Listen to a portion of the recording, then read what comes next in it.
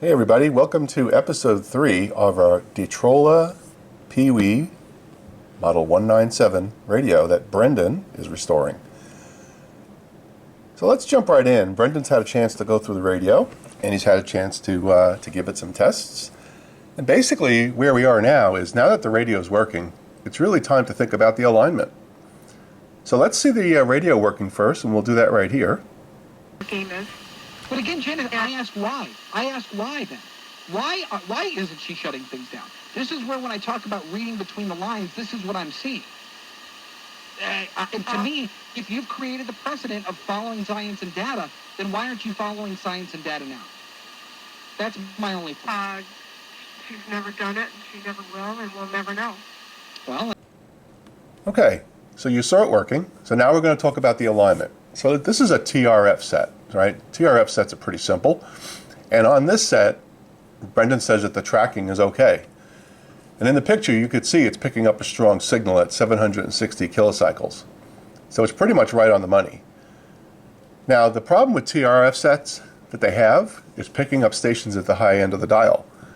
So if we tune in a station at the very high end of the dial, we can peak the two trimmers for the highest signal strength. That's exactly what Brendan did. And that's about it. That's all you could do in this set. Some TRF sets have adjustable slugs in the RF coils, but this radio doesn't. It's fixed. So that's about all we can really do. Now, the way Brendan describes this, he says, in all honesty, this radio is kind of a weak sister. It was made to be operated where there were strong local stations, with an attached antenna about 10 feet, stretched all the way out. And it's exactly what it does.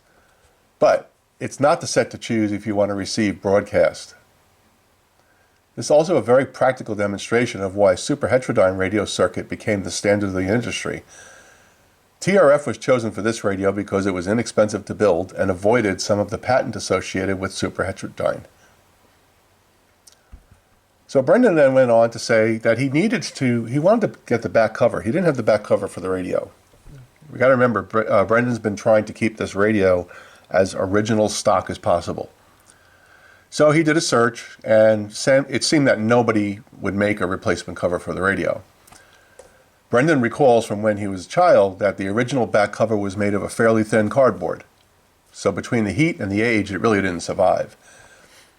So Brendan contacted a company that makes back covers for vintage radios called FYLP Restorations in Binghamton, New York. Brendan sent them the dimensions of the back cover, and they are going to make up a prototype that should fit all three models of the Detrola PeeWee. And if it looks right on his radio, they're going to make it part of their product line. That's pretty cool. Brendan's being an innovator. That's awesome.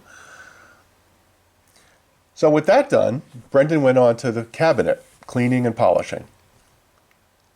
So now we have what it takes to make this radio look good, since its main purpose is going to be a display.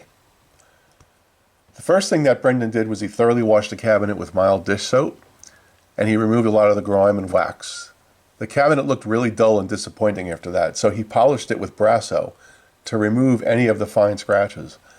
Then he applied a light coat of kiwi brown shoe polish. I never heard that before, but that's pretty cool. He let it dry for a bit, and then polished it with a soft rag. It brought out the deep shine and made the cabinet look like new. That's an old trick I never heard of. Keep note of that one, guys. After reinstalling the chassis, he was very happy with the completed radio. However, under the lights, the final photographs show that he still has a bit more cleaning to do, mostly with Q-tips. The first photo gives you some perspective of how small the radio really is. Quite a feat for 1939.